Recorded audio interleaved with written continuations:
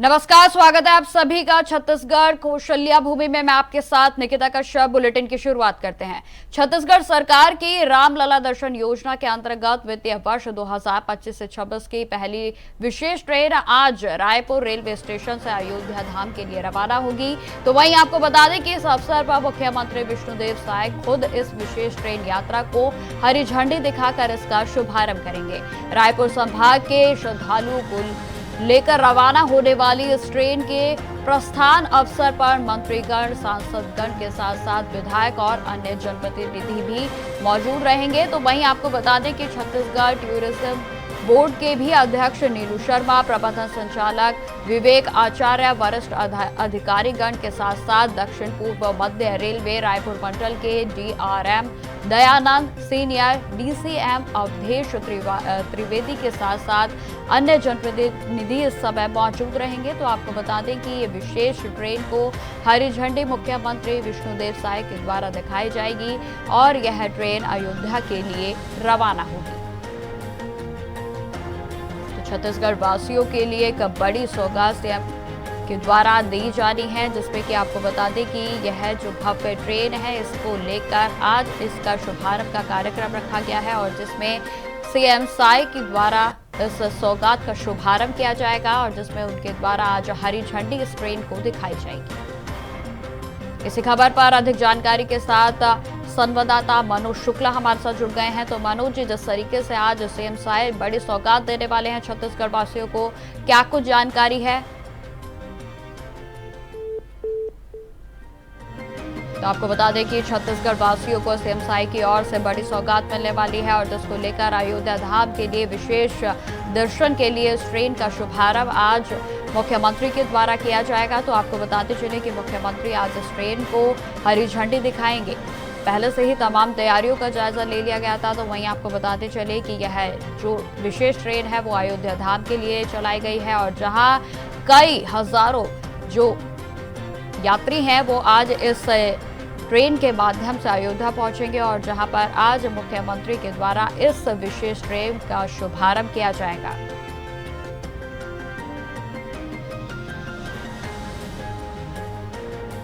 इसी खबर पर अधिक जानकारी के साथ हमारे साथ मनोज शुक्ला जुड़ गए हैं। तो मनोज जी, जिस तरीके से आज विशेष ट्रेन को हरी झंडी दिखाई जाएगी मुख्यमंत्री जी के द्वारा, क्या कुछ जानकारी है इसको लेकर?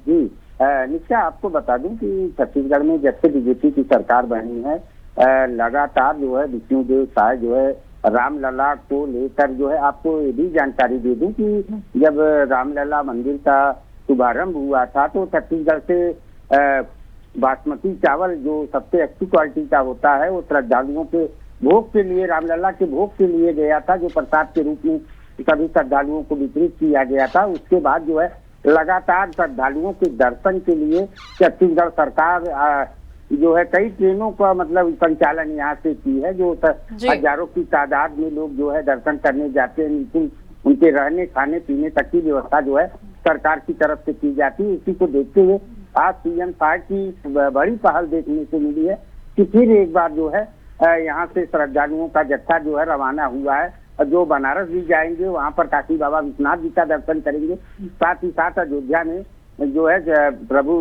श्री राम का दर्शन करके जो है वो लोग सकुशल वापस लौटेंगे। जी मनोज जी, कितने घंटों के भीतर यह अयोध्या पहुंच जाएगी, क्योंकि एक विशेष शुरुआत की गई और विशेषकर अयोध्या धाम के लिए ट्रेन को चलाया जा रहा है? जी निश्चय, देखिए कि ये स्पेशल ट्रेन है कि ये बनारस जाएगी, बनारस से जो है अयोध्या जाएगी श्रद्धालुओं के लिए। तो इसका कोई मतलब ऐसा नहीं माना जा सकता कि इसका कहीं बीच में स्टॉपेज हो। सीधे यहाँ से ट्रेन रवाना होगी और कहीं जो है सिर्फ इंजन बदलने के लिए, जैसे कहीं पे हो सकता है कि उसको हाल्ट करना पड़े, बाकी जो है कहीं वहाँ से किसी सवारियों का मतलब लेना लादना नहीं रहेगा, वो डायरेक्ट तो श्रद्धालुओं को लेकर रायपुर से रवाना होगी। तो ऐसा माना जा सकता है कि आज ये लोग रवाना लगभग 12:30 बजे के आसपास रवाना हुए हैं। तो निश्चित रूप से कल सुबह तक ये लोग पहुंच जाएंगे और दर्शन वर्शन करने के बाद फिर इसी ट्रेन से इनकी वापसी होगी। जी मुख्यमंत्री जी के द्वारा आज उसको हरी झंडी दिखाई जा रही है। तो कब तक जो है ये ट्रेन जो है अपने गंतव्य के लिए रवाना हो जाएगी मनोज जी? देखिए निश्चय आपको बता दूं कि समय जो निर्धारित किया गया था वो 12:30 बजे का समय जो है मीडिया को बताया गया था। फिलहाल जो है सीएम साहब अभी विधानसभा के जो है मानसून सत्र चल रहा है, उसमें जो है वो व्यस्त हैं। इस वजह से थोड़ा बहुत जो है लेट हो सकता है, लेकिन जो है सारी तैयारियां हो चुकी हैं। किसी भी वक्त जो है सीएम साहब जो है विधानसभा से रवाना हो जाएंगे और जो उनका सीधा कार्यक्रम है वो सीधे रेलवे स्टेशन जाएंगे और ट्रेन को हरी झंडी देंगे। जी मनोज जी, अगर ट्रेन की बात की जाए तो क्या कुछ खास इंतजाम ट्रेन में किए गए हैं यात्रियों के लिए?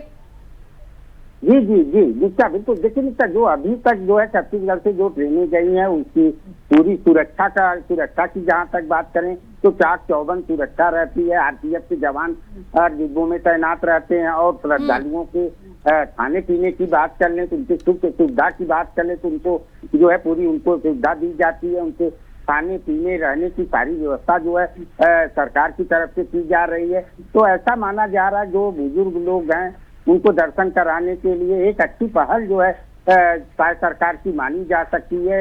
ये जब से शायद सरकार बनी है रामलला के दर्शन के लिए कई ट्रेनों की रवानगी यहाँ से ये कई हजार लोग अब तक जो है इसका लाभ ले चुके हैं। तो उसी की तरह जो है आज भी जो है कई हजार लोगों के जाने की तैयारी हो चुकी है और उन लोग जाएंगे, बाबा विश्वनाथ जी का दर्शन करेंगे और फिर उसके बाद अयोध्या में दर्शन पूजा अर्चना करेंगे श्री रामलला का। तो कहीं न कहीं ये शायद सरकार की अच्छी पहल मानी जा सकती है। निश्चित ठीक है मनोज जी, आप लगातार हमारे साथ बने रहें, मैं दोबारा आपके पास आऊंगी। फिलहाल खबरों में आगे बढ़ते हैं।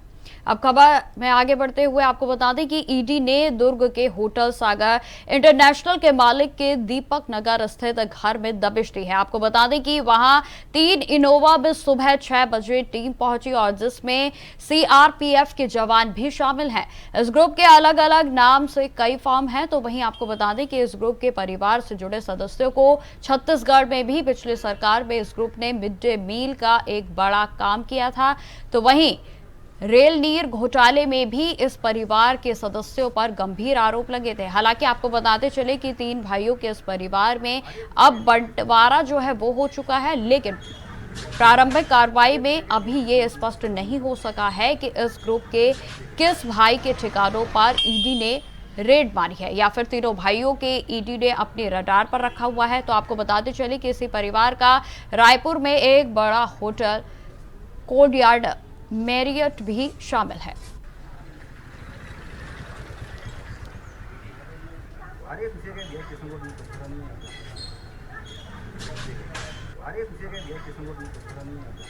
इस खबर पर अधिक जानकारी के साथ हमारे साथ श्रीकांत दास जुड़ गए हैं। तो श्रीकांत, किस तरीके से इस मामले में अभी तक ईडी की ओर से कार्रवाई की गई है, विस्तार से बताएं कि आखिर पूरा मामला क्या है। जी बताना चाहेंगे कि दर्शकों की बड़े व्यापारी हैं ये विजय अग्रवाल होटल व्यवसाय में भी हैं और जो ट्रेनों में पेंट्री कार चलती है उसका भी इनका व्यवसाय कॉन्ट्रैक्ट है, रेलवे के काफी बड़े कॉन्ट्रैक्टर हैं। और 3 भाई इसमें होते थे जिसमें तीनों भाई अलग अलग व्यवसाय अभी कुछ दिन पहले ही अलग हो गए हैं और जिसके तहत इन लोगों पिछले साल की अगर बात करें तो इनको रेल नीर जो रेलवे में जो पानी की सप्लाई होती पानी की बोतल की उसकी बहुत बड़ा कॉन्ट्रैक्ट था जिसमें एक घोटाला हुआ था जिसमें तीनों इस परिवार का नाम आया था। तब से इनको वो रेल नीर से अलग कर दिया गया था। आपको पता चले कि लगातार ईडी की दूसरी रेड है विजय अग्रवाल के यहाँ पर, जिसके तहत आज दूसरी रेड हुई है और सवेरे 6 बजे से पूरी टीम आई हुई है। लगभग 3 गाड़ी में इनोवा में आए थे अधिकारी और सवेरे 6 बजे से ईडी कार्रवाई लगातार भी जारी है। इनके बताना चाहेंगे कि विजय अग्रवाल काफी बड़े व्यवसायियों में गिनती आती है जिनके अलग अलग परिवार के नाम से अलग अलग होटल व्यवसाय और रेलवे कॉन्ट्रैक्ट्स और बहुत सारे जो तमाम तरीके के व्यापार है इनके। लेकिन बताया चले कि जो रेल नीर जो पिछले साल जो घोटाला हुआ था पिछले सरकार के टाइम में, तो इसमें काफी इनका नाम उछला था और इसकी वजह से लगातार ईडी के रडार में रहे हैं। और सूत्रों के हिसाब से बताएं आपको कि संभवतः दिल्ली भी जिनके बड़े भाई हैं उनके यहाँ भी ईडी की रेड वहां पे पड़ी हुई है। तो कहीं ना कहीं चीजें देखा रेल नीर की जो घोटाले से लेकर के इसको जोड़ के देखा जा रहा है कि जो ईडी की रेड पड़ी है ये कहीं ना कहीं रेल नीर जो घोटाला हुआ था उसके तहत ही कहीं ना कहीं की जा रही है। लेकिन अभी भी कुछ भी अंदर से खबर छन के नहीं आ रही क्योंकि ईडी की रेड बहुत ही साइलेंट मोड में होती है, काफी छुपे इसमें रहती ताकि कुछ चीजें बाहर नहीं आती है। जी बिल्कुल श्रीकांत, अगर इस तरीके से जिस तरीके से आपने बताया कि बार बार तमाम घोटालों में इस परिवार की जो है संलिप्तता रही है, बार बार तमाम घोटालों में इनका नाम आया है और आज भी ईडी की ओर से रेड की गई, तो इसको लेकर क्या कुछ जानकारी सामने आई है? क्योंकि आपने बताया कि आज तड़के सुबह जो है वो रेड की गई थी, अभी तक क्या कुछ निष्कर्ष निकलकर सामने आया है? जी, दर्शकों को बताना चाहेंगे कि अभी भी कुछ भी वहां से आउटपुट नहीं आया चनकी, क्योंकि इनका पेंट्री कार का भी कॉन्ट्रैक्ट है। रेलवे में काफी बड़े कॉन्ट्रैक्टर हैं, तीनों भाई अलग अलग मत से और कई अलग अलग फॉर्म है। और रेल नीर में भी इनका बड़ा घोटाले में इनका नाम आया था, लेकिन अभी कुछ भी जानकारी अंदर से नहीं आ पाई है। तो सिर्फ कयाशी। तो आपको बता दें कि ईडी ने होटल कारोबारी के ठिकानों पर रेड की है और जिसमें आज सुबह सवेरे ये रेड की गई थी और जिसमें कि आपको बताते चले कि हालांकि इसको लेकर अभी क्या कुछ इनपुट है वो सामने निकलकर सामने नहीं आ पाया है।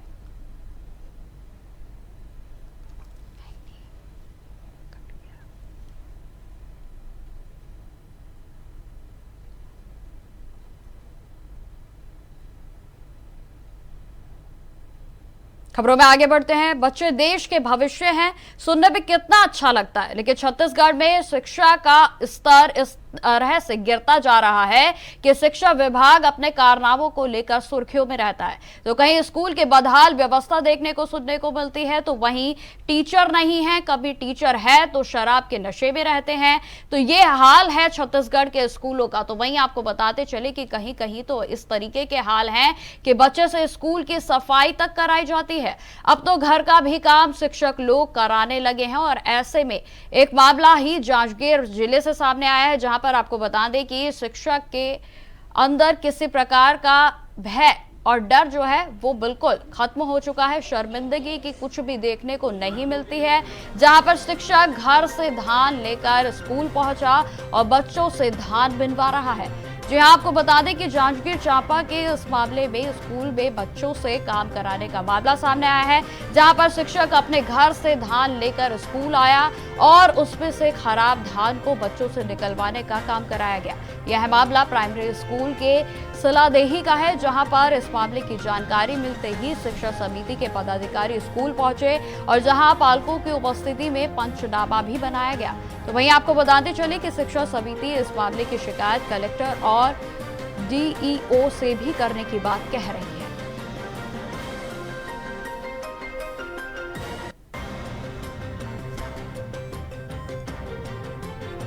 तो तस्वीरें आप देख सकते हैं। इसी खबर पर विस्तार से जानकारी देने के लिए हमारे साथ मनोज शुक्ला जुड़ गए हैं। मनोज, जिस तरीके से यह मामला सामने आया है, बेहद ही शर्मिंदगी वाला यह मामला है, क्या कुछ जानकारी है इसको लेकर?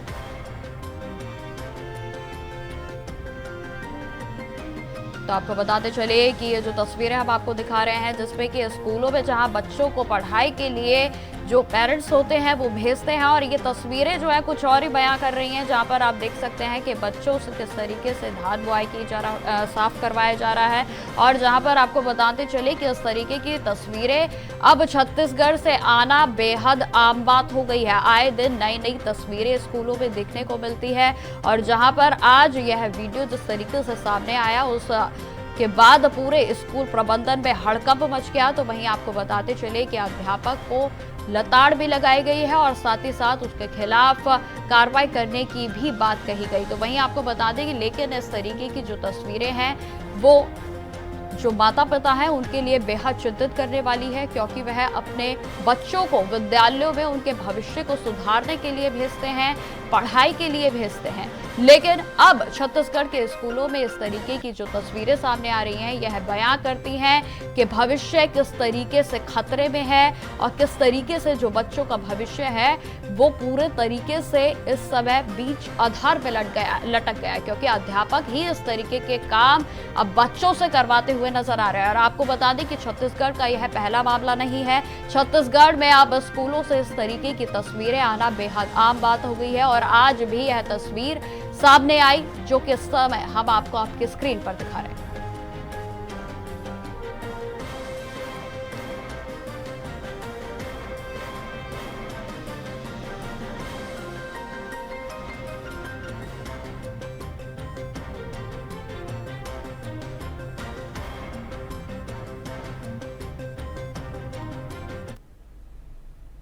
खबरों में आगे बढ़ते हैं। छत्तीसगढ़ रेल यात्रियों के लिए बड़ी खुशखबरी सामने आई है। आपको बता दें कि 4 साल के बाद पटरी पर दोबारा से लोकल ट्रेन जो है वो अब दिखेगी। आपको बताते चले कि कोरोना काल के समय में छत्तीसगढ़ की लोकल ट्रेन को पूरे तरीके से बंद कर दिया गया था और जिससे यात्रियों को भारी परेशानियों का सामना करना पड़ रहा था। तो जिसे अब फिर से गेवरा रोड से लेकर Raipur Gevra road passenger train को 2 साल और 169 दिनों के बाद जो है फिर से बहाल किया गया है। आपको बताते चले कि दक्षिण पूर्व रेलवे मध्य जो बिलासपुर जोन में 13 डेमू के साथ साथ मेमू पैसेंजर ट्रेनों को बहाल करने की घोषणा की गई है और जिसमें Gevra road Raipur Gevra road MEMU passenger भी शामिल है और यह ट्रेन आज फिर से परिचालन के लिए शुरू करी गई है। आपको बता दें कि जिससे कोयलाचल जितने भी यात्री हैं उनके लिए अब यह बड़ी राहत होगी, क्योंकि रेल बंद होने से लोगों को खासा परेशानियों का सामना करना पड़ रहा था।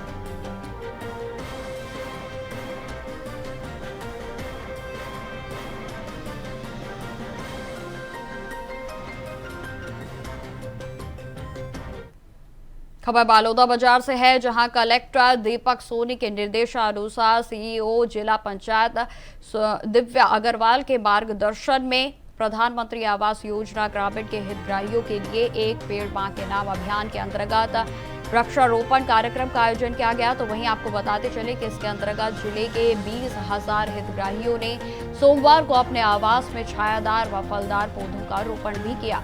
मिली जानकारी के अनुसार 14 जुलाई 2025 को एक पेड़ मां के नाम अभियान के अंतर्गत प्रधानमंत्री आवास योजना ग्रामीण के वर्ष 2024 से 25 में पूर्ण 20,000 आवास में वृक्षारोपण किया गया। तो वहीं आपको बता दें कि 2024 से 25 में जिले के 48,137 आवास का लक्ष्य मिलता था, जिसमें कि 20,000 आवास का निर्माण पूर्ण हो गया है। तो वहीं इन 20,000 पूर्ण आवासों में हितग्राहियों के द्वारा अपने घरों में फलदार एवं छायादार पौधे लगाकर प्रशासन के सहयोग से वृक्षारोपण कराने का लक्ष्य रखा गया।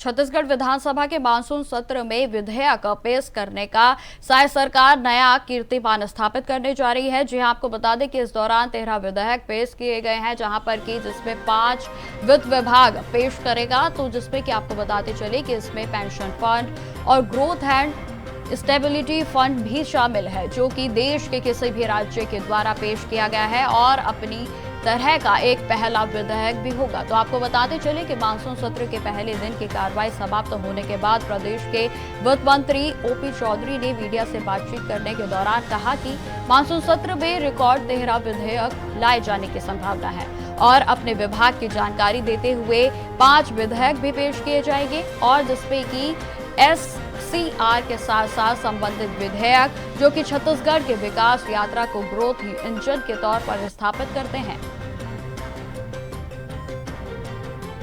हमारे विभागों के माध्यम से इस मानसून सत्र में रिकॉर्ड 5 विधेयक ला रहे हैं हम लोग, जो विधानसभा के समक्ष बिल बनने के लिए प्रस्तुत करेंगे और इसमें SCR स्टेट कैपिटल रीजन के लिए एक्ट बनाना शामिल है, इसमें पेंशन फंड के लिए एक्ट बनाना शामिल है, ग्रोथ एंड स्टेबिलिटी फंड जो हम प्रदेश में लेकर आए हैं उसके लिए एक विधेयक लेकर के आ रहे हैं।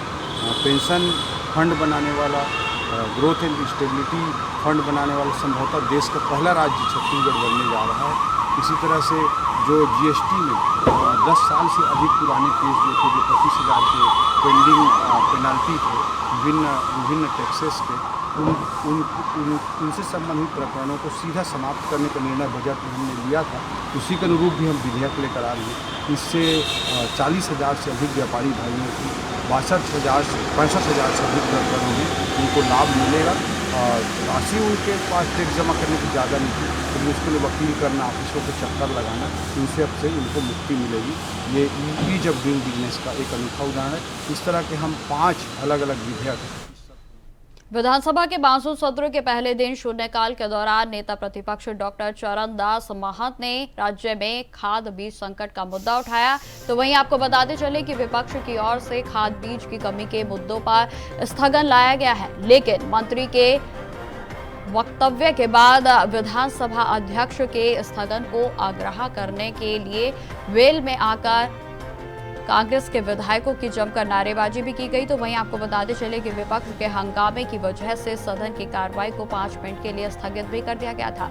स्थगन की सूचना देते हुए नेता प्रतिपक्ष डॉक्टर चरणदास महंत ने यह भी कहा कि पूरे राज्य में खाद की भारी किल्लत है, किसान इससे दुखी हैं और बेहद आक्रोशित भी हैं। इस पर स्थगन स्वीकार कर चर्चा भी कराई जाएगी। साथ ही साथ पूर्व मुख्यमंत्री भूपेश बघेल ने कहा कि छत्तीसगढ़ में खाद संकट से किसान हलाकान है, तो वहीं पर सरकार खाद उपलब्ध कराने में पूरे तरीके से नाकाम है। किसान बाहर बाजार से 2 गुने भाव में धान की खरीद के लिए बेहद मजबूर है।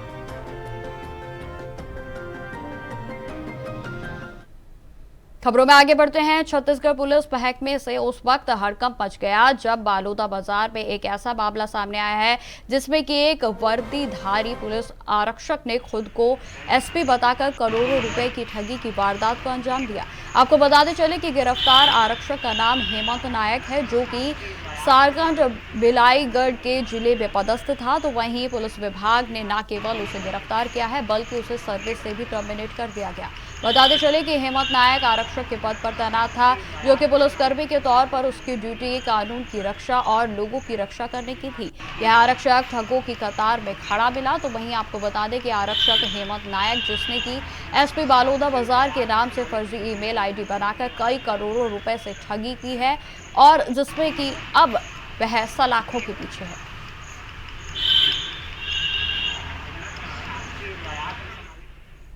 छत्तीसगढ़ की राजधानी रायपुर के डीडी नगर पुलिस थाना क्षेत्र में एक गंभीर मामला सामने आया है। आपको बताते चले कि कांकेर निवासी युवती ने 13 जुलाई को थाने में शिकायत दर्ज कराई कि फेसबुक के माध्यम से उसकी पहचान एक व्यक्ति चंद्रमा प्रसाद मिश्रा से हुई और जिसमें कि उसने खुद को पुलिस विभाग में कार्यरत बताया। तो उसने युवती को विश्वास में लेकर कहा कि वह उसकी पुलिस विभाग में नौकरी लगवा सकता है।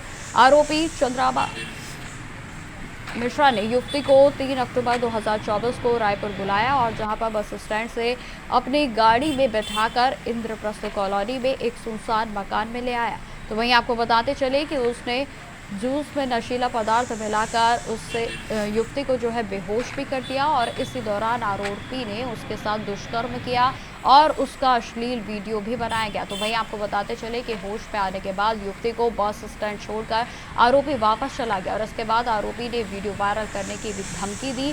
तो वहीं युवती को दोबारा से रायपुर बुलाया गया। डर के कारण युवती बार बार रायपुर आती रही और आरोपी अलग अलग जगहों पर उसके साथ दुष्कर्म करता रहा। थाना डीडी नगर में पीड़िता द्वारा रिपोर्ट लिखाया गया है कि एक व्यक्ति चंद्रमा प्रसाद मिश्रा के द्वारा पीड़िता के साथ उसको अपने आप पुलिस वाला बताकर और उसका पुलिस की नौकरी लगाने के नाम पर कंटिन्यू शारीरिक शोषण किया गया है, जिस पर से थाना डीडी नगर में अपराध दर्ज कर लिया गया है। फिलहाल आरोपी को गिरफ्तार कर लिया गया है और न्यायिक रिमांड पर भेजा गया है। सरकार जहां एक तरफ नशाबंदी कर रही है तो वहीं बालोदा बाजार में एक गांव में अवैध शराब बेचने वालों के इतने आतंक है कि गांव के सरपंच ने अवैध शराब बंद करने के लिए युवक को कहा कि आरोपी सरपंच पर ही चाकू से हमला कर दिया।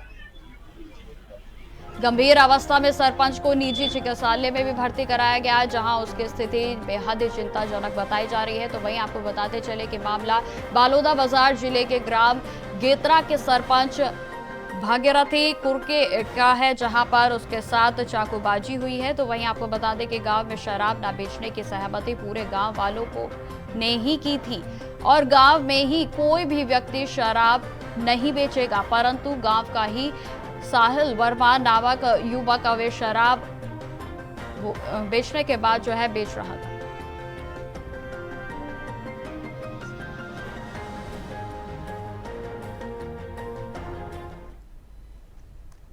अब खबर छत्तीसगढ़ के बलरामपुर जिले से है, जहां पर महिला का हाई वोल्टेज ड्रामा देखने को मिला है। जी आपको बताते चले कि राष्ट्रीय राजमार्ग 343 मुख्य मार्ग पर महिला नशे में हाई वोल्टेज ड्रामा करती हुई नजर आई, जहां पर नशे में धुत महिला बीच सड़क पर ट्रक के आगे जाकर ड्रामा कर रही थी।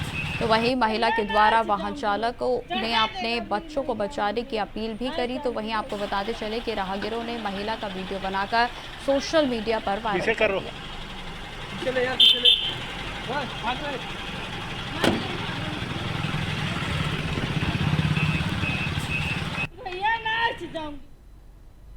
तो फिलहाल इस बुलेटिन में इतना ही। देश दुनिया की तमाम खबरों की जानकारी के लिए बने रहे हमारे साथ। नमस्कार।